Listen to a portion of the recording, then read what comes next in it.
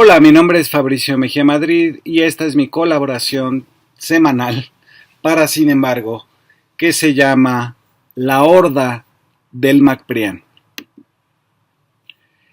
Escribo esta columna cuando la sesión en el Senado se suspendió por el ingreso de porros del Poder Judicial a sus instalaciones en Reforma. Con el antecedente del llamado de una senadora del PAN por Aguascalientes a que se linchara a los diputados que votaran a favor, el ingreso de estos cientos al Senado bastó para eliminar las condiciones de esta sesión. Sabotear la reunión fue algo que intentaron una y otra vez durante todo el día. Primero, el Partido del Movimiento Ciudadano trató de detener la sesión del Pleno del Senado en el que se discutió la reforma al Poder Judicial.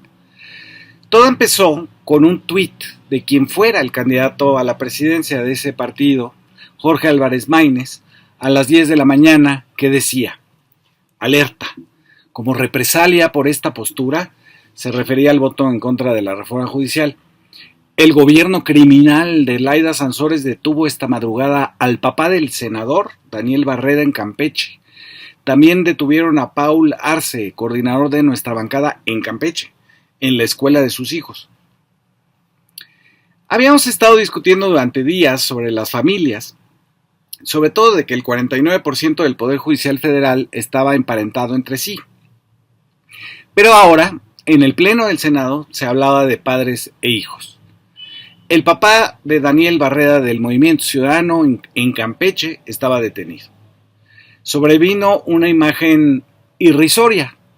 4 senadores, Amalia García, Alejandra Barrales, Luis Colosio y Clemente Castañeda, tomaron la tribuna. Estábamos acostumbrados a una muchedumbre tomando el micrófono, peleándose allá arriba, pero el Movimiento Ciudadano estaba estrenando su nimiedad en tribuna. Castañeda convocó al coordinador de Morena, Adán Augusto, a irse juntos a buscar al padre desaparecido, un tal Daniel Barreda. Agarramos unos calzones y unos calcetines y nos vamos a Campeche, lo invitó. Una senadora de Acción Nacional llamada Mayuli Latifa aseguró que averiguar la, cito, condición jurídica de un senador de la República es más relevante que la reforma judicial. Y en efecto, quienes veíamos la televisión queríamos saber la situación jurídica de gente prófuga como Ricardo Anaya, que hasta se cambió el cabello para regresar de incógnito, pero no por eso queríamos que se detuviera la sesión. Tanto el que preside el Senado, Gerardo Fernández Noroña, como Adán Augusto López, dijeron que ya habían hablado con el señor Barreda y que su papá estaba libre, no detenido. Se pidió una votación para que se suspendiera la sesión porque quién sabe si era cierto que el papá de Barreda estuviera libre. Se votó y esa fue la primera de muchas votaciones que el MacPrián perdería. Aparece entonces un comunicado del senador Miguel Ángel Yunes Márquez, donde dice que anda muy enfermo y que tome posesión en su lugar su papá, el ex socio de Elbester Gordillo y de Felipe Calderón, Yunes Linares. Otra vez el tema de los hijos y los padres.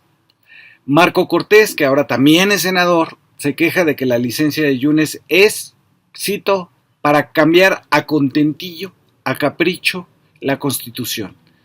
Lo que hicieron fue adquirir a 2 senadores del PRD. A varios se les hicieron ofertas inconfesables. Esta es una votación que no trae mandato popular. El senador Miguel Ángel Yunes Márquez no se presentó por las presiones a su hermano, a su madre, a su padre, a otro hermano y con él mismo. No se le dobló a Cuitláhuac. Era un ferviente opositor. Vaya decepción. Pero Marco buscó en su corazón y encontró una forma de terminar su perorata.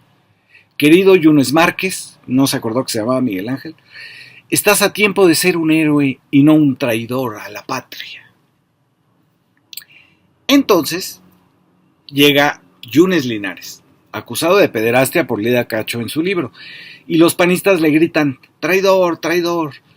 Todo empieza a parecer una escena del Padrino 2, en la que un campesino es traído desde Sicilia justo el día en que su hermano va a declarar contra los Corleone.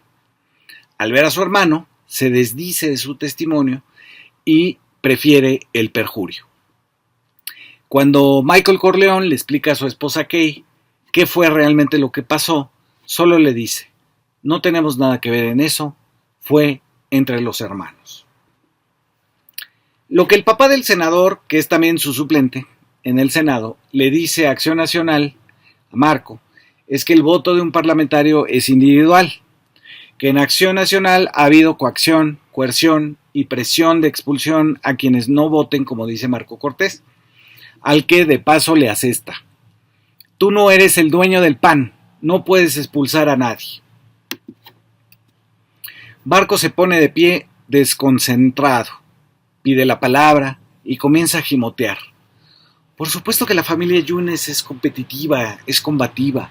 ¿Cuántos videos hemos visto de Linares señalando de corrupto a López Obrador y a este gobierno de lo peor? ¿Cuántas veces lo vimos diciendo que lo estaban persiguiendo a él y a su familia? El PAN siempre lo apoyó, siempre te apoyó. Recuerdo cuando quiso ser alcalde Miguel y que lo impugnaron. Nosotros lo defendimos en última instancia y cuando ya no se pudo, pues nos pidió que pusiéramos a su mujer.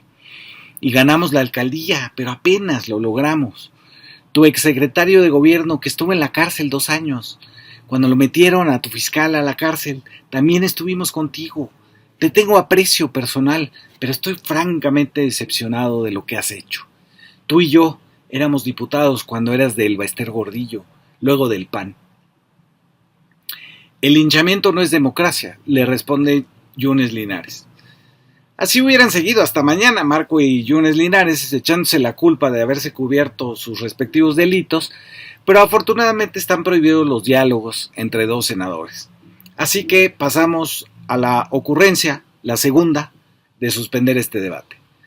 Provino de un senador llamado Agustín Dorantes Lambarri, del PAN de Querétaro, que presentó una moción para suspender la discusión. Preparó un discurso tan dramático que hasta parecía de Lili Telles, con algunos rasgos de Ferriz de Con.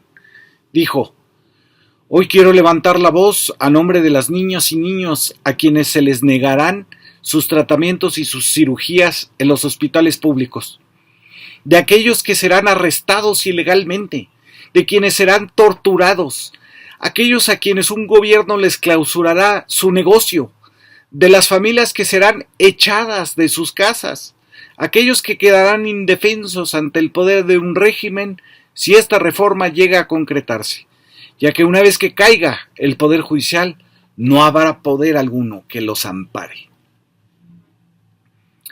Durante meses, del 5 de febrero hasta hoy, 10 de septiembre, la oposición se la pasó diciendo que la reforma al Poder Judicial no era necesaria. Ahora dicen que sí es necesaria, pero que esta propuesta no es suficiente. ¿Quieren más? Más pueblo, dicen. Más justicia, dicen. Ahora, para ellos, que no propusieron nada, este proyecto no resuelve. Durante 7 meses no propusieron nada. Ahora dicen que no basta, que hay que incluir fiscalías, policías y hasta el cambio climático, como señala Norma Piña en el documento que ella misma decidió difundir ayer o antier. Dice Dorantes Lambarri: todos los candidatos los propondrá el régimen. La intención de la reforma es cambiar a miles de jueces por miles de jueces sin experiencia ni preparación, solo con sumisión. Vuelve sobre la idea tan calderonista de que hay estados narcotraficantes y se pregunta quién va a financiar las campañas de los jueces en Sinaloa y Tamaulipas. ¿Por qué no se lo pregunta sobre Querétaro, donde viven muchos de ellos? Serán electos por el oficialismo, concluye el senador por Querétaro. El MACPRIAN sigue sin mencionar al pueblo de México, el elector, el de los 36 millones y las 2/3 partes del Congreso. Para ellos solo existe, como durante todo el sexenio, López, sus intenciones enloquecidas, Morena y sus diputados y senadores sumisos. Esa es la palabra, sumiso. Jamás una mención al imperativo de las urnas, al mandato democrático. Ricardo Anaya, que pasó de prófugo de la justicia a senador del PAN, asegura, también pasó de ser rubio a tener el cabello pintado. Asegura, el único objetivo es que Morena tome por asalto el Poder Judicial. se van a votar 2,000 jueces en la misma boleta. Desechemos esta reforma y pongámonos a trabajar en una reforma integral. El nuevo petate del muerto, además de la dictadura, es el tema de las boletas con 2,000 nombres. La oposición se imagina campañas como las electorales, con cartulinas en los postes y métodos de elección con boletas que parecen directorios telefónicos.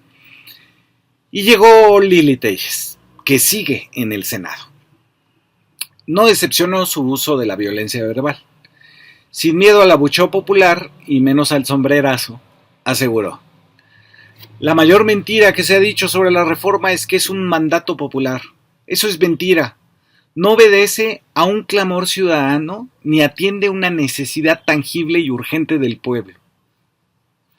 Para Lili no hay 250,000 en la cárcel, de los cuales 40% no tienen sentencia, además de un 20% que no sabe jurídicamente por qué está en la prisión. El sistema no sabe por qué un 20% está en una prisión. Si eso no es una urgencia y un clamor, ¿quién sabe qué será para Lili? Pero sigue la senadora Téllez.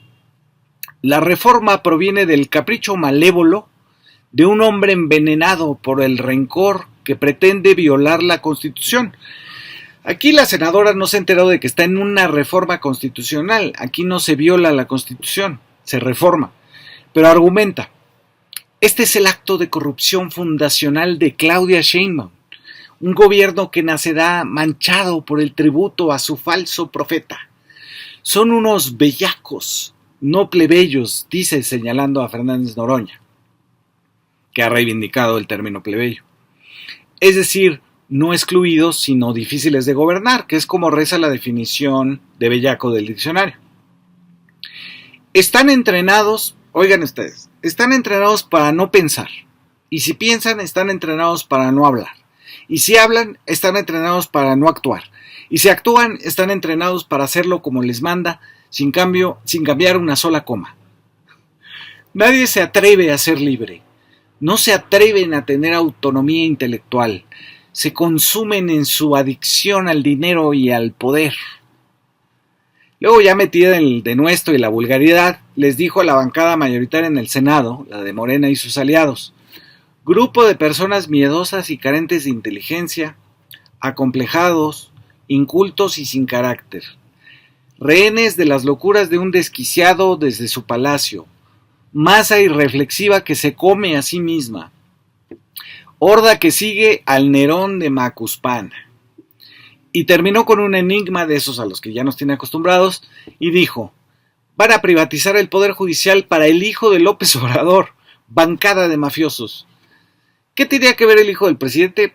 Misterio insondable de la verborrea abusiva de la senadora Téllez. Gustavo Sánchez Vázquez es un senador del PAN por Baja California y siguió con una selección de lo más exquisito y fino de las mentiras opositoras. Que la reforma es porque el presidente les negó a varios las vacunas contra el COVID. Que es una venganza personal del presidente porque Norma Piña no quiso ponerse de rodillas. Y la más inusual hasta para un senador panista, que hay 130 millones de mexicanos que están en contra del obradorismo. Una cifra que sale de pensar que los bebés tienen derecho al sufragio. Pero en eso estábamos cuando una horda de los trabajadores de los juzgados, que se han estado manifestando en la soledad de los camellones de la capital, ingresó por la fuerza al Salón del Pleno. Lo hicieron como los seguidores de Bolsonaro, quienes quisieron impedir la toma de protesta de Lula da Silva en Brasil, o los trumpistas, la calificación de la elección a favor de Biden. Una turba enloquecida de odio que siente que pierde un lugar, no que tuviera, sino que le habían prometido. Su puesto de confianza en un juzgado en el que maltrata gente, esconde expedientes, cobra las fotocopias y despacha como desde un castillo que en un 49% está compuesto por familiares. No hemos hecho otra cosa en esta videocolumna que hablar de parientes, de padres e hijos durante toda la sesión del Senado. También están estos hijos del aparato corrupto que ingresaron al Pleno.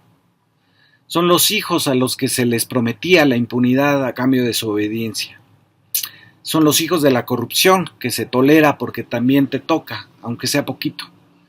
Estos son estos trabajadores que se dejan encabezar por Norma Piña, quien jamás pasó un examen para ser juez, quien jamás litigó ni llevó un asunto, como dicen ahora los macprianistas, que serán los juzgadores electos. Son la horda violenta después de 6 años de TV Azteca, Latinus, Atypical, Radio Fórmula, Imagen, donde sea que hablan los Iñaki Maneros, los Estacas, los Videgarais. Esa es su horda. Ahora háganse responsables de su violencia. Muchas gracias por escuchar.